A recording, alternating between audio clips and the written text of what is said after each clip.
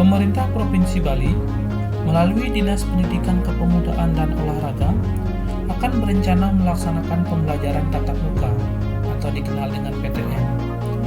Dalam kegiatan pembelajaran tatap muka ini, ada beberapa persyaratan yang harus disiapkan oleh satuan pendidikan di seluruh Provinsi Bali. Berikut ini adalah petunjuk teknis protokol kesehatan dan pola pembelajaran tatap muka yang harus disiapkan oleh seluruh satuan pendidikan dalam menyelenggarakan pembelajaran tatap muka.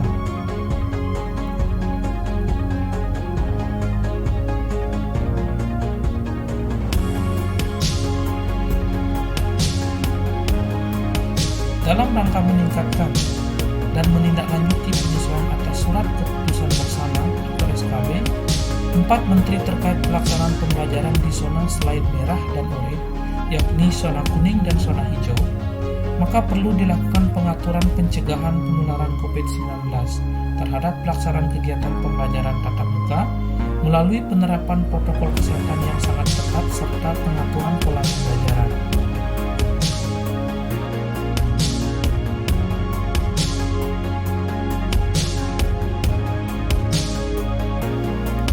Berikut ini maksud dan tujuan dari penerapan pembelajaran tatap muka ini.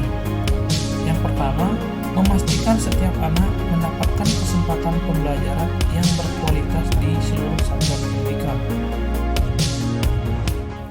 Yang kedua, mencegah terjadinya penyebaran dan penularan COVID-19 di satuan pendidikan. Nah, itulah maksud dan tujuan dari penyelenggaraan pembelajaran tatap muka atau yang disebut dengan PTM.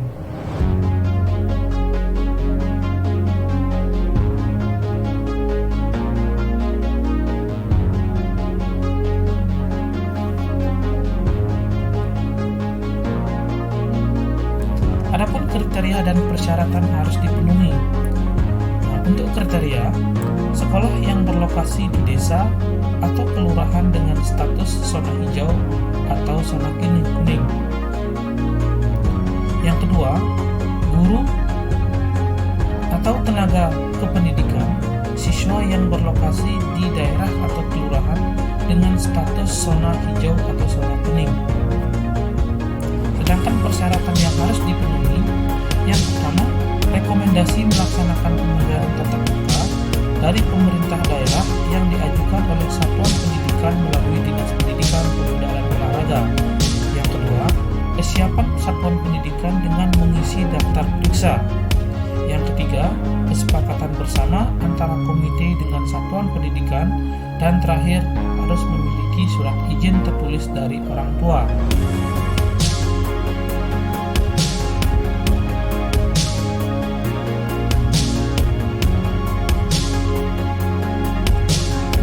Mekanisme pembelajaran tatap muka. Melaksanakan protokol kesehatan, terdapat ada standar umum dan standar khusus. Nah, untuk standar umum, PAUD, TK, SD, SMA, SMK, SLB, dan sederajat wajib mengikuti beberapa peraturan.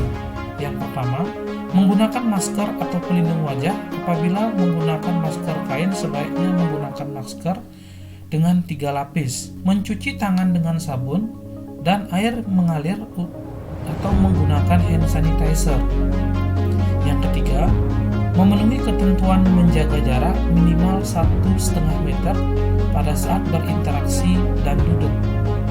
Yang keempat, melaksanakan perilaku hidup bersih dan sehat. Yang kelima, menutup hidung dan mulut dengan tisu atau sabun tangan pada saat bersin atau batuk. Yang keenam, menghindari penggunaan tangan secara langsung menyentuh area wajah seperti mata, hidung, dan mulut.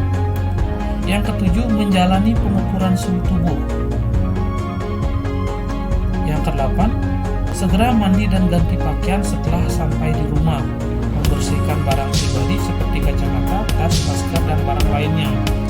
Berikutnya, mampu mengakses fasilitas kesehatan, puskesmas, klinik, rumah sakit, dan yang lainnya, serta bersedia diperiksa oleh petugas kesehatan.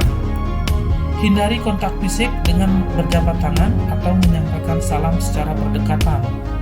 Apabila terindikasi dalam kondisi tidak aman atau resiko, satuan pendidikan wajib ditutup kembali. Sedangkan syarat khusus pada pendidikan PAUD, TK, SD, SMP, SMA, SMK, SLB, dan sederajat. Yang pertama, pengelolaan pendidikan wajib memenuhi beberapa kriteria berikut ini. Yang pertama, membentuk tim penanggung jawab COVID-19 di masing-masing subunit untuk memastikan protokol kesehatan COVID-19 berjalan dengan baik. Yang kedua, menyediakan sarana pencegahan COVID-19 meliputi alat pengukur suhu tubuh atau yang disebut dengan termogan. Yang kedua, memberikan petunjuk arah lokasi tempat pencucian tangan, hand sanitizer di areal sekolah pada setiap pintu masuk. Yang ketiga, melakukan pengecekan suhu tubuh pada pengelola tenaga pendidikan dan guru, anak, orang tua, dan pendamping anak dengan menggunakan termogan.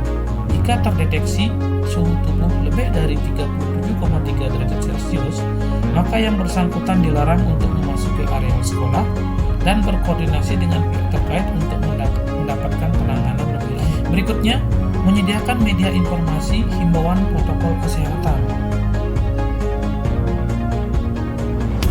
Berikutnya, mengatur area dan luas memenuhi ketentuan jaga jarak atau anak satu dengan anak yang lainnya dengan minimal jarak 1,5 meter. Mencegah kegiatan berkumpul orang tua atau pendamping anak dengan menerapkan sistem antrean penjemputan minimal jarak 1,5 meter. Yang berikutnya, mengatur jumlah hari jam belajar pada kegiatan secara bergilir. Melakukan penutupan kantin pada masa transisi selama 2 bulan sejak dimulai pembelajaran.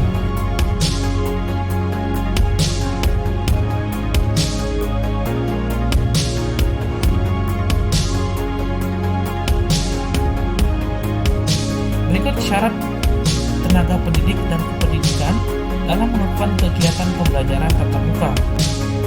Yang pertama, tidak mengajar jika mengalami gejala seperti demam, batuk, pilek, atau sakit tenggorokan.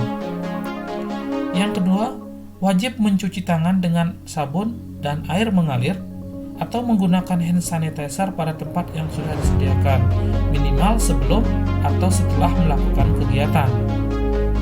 Yang ketiga, wajib melakukan pengecekan suhu tubuh di pintu masuk dengan memasuki areal sekolah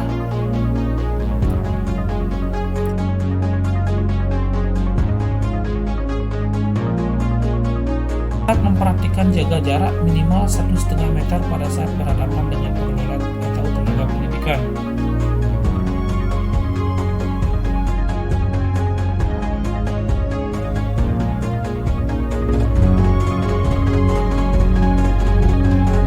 Adapun pola kurikulum pembelajaran yang diterapkan dalam masa transisi ini menggunakan kurikulum darurat atau dalam kondisi khusus dengan ketentuan sebagai berikut. Pertama, penyederhanaan kompetensi dasar atau KD setiap mata pelajaran sehingga berfokus pada kompetensi esensial, kompetensi persyaratan untuk kelanjutan pembelajaran di tingkat selanjutnya. Yang kedua, pelaksanaan kurikulum berlaku sampai akhir tahun pelajaran, tetap berlaku walaupun kondisi khusus sudah berakhir.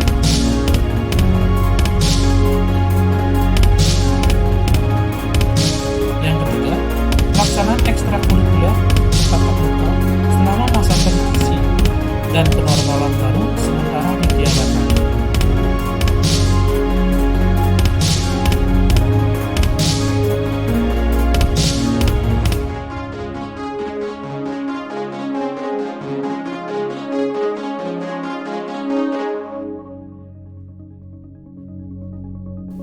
Berikut adalah pola pembelajaran tatap muka. Nah, dalam pola pembelajaran tatap muka, untuk berbagai jenjang, SMA, SMK, SD, dan TK, ini pada masa fase transisi 2 bulan. Dengan kelompok maksimal 50% dari jumlah siswa. Apabila jumlah siswa maksimum adalah 36, maka hanya diizinkan dalam satu kelas itu adalah 18 murid, sehingga 50% dari total jumlah siswa dalam satu rombel. Komposisinya sebagai berikut: 3 hari pembelajaran tatap muka dan 3 hari pelaksanaan PJJ, dengan setiap pertemuan tatap muka hanya 3 jam pelajaran atau 3 kali 30 menit.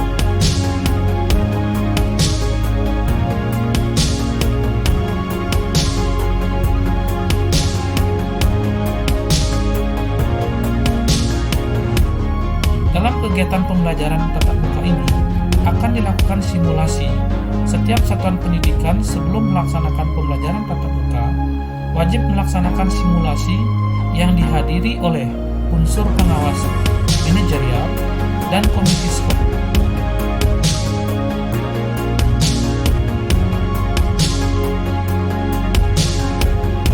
Dan selanjutnya dilaporkan ke Dinas Pendidikan, Kepemudaan, dan Olahraga masing-masing daerah.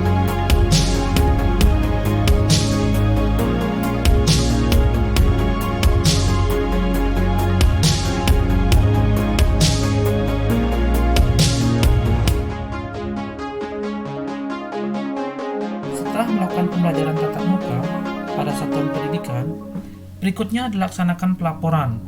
Pelaporan ini, satuan pendidikan wajib melaporkan ke Dinas Pendidikan Provinsi, Kabupaten, atau Kota atas pelaksanaan pembelajaran tatap muka, praktek, berasrama, dan pembelajaran jarak jauh atau disebut dengan PJJ. Tahap kedua, monitoring terhadap pelaksanaan pembelajaran tatap muka, praktek, berasrama, pembelajaran jarak jauh dilakukan oleh perangkat daerah, unit kerja, pemerintah provinsi dan kabupaten kota. Yang ketiga, melaksanakan evaluasi terhadap pelaksanaan pembelajaran tatap muka, praktek, berasrama, dan pembelajaran jarak jauh dilakukan oleh perangkat daerah, unit kerja, pemerintah provinsi dan kabupaten atau kota.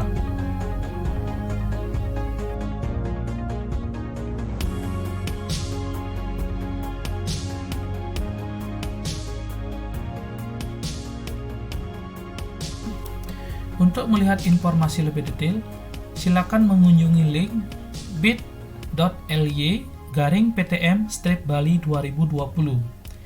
Demikian panduan singkat pelaksanaan percobaan pembelajaran tatap muka. Sekian dan terima kasih.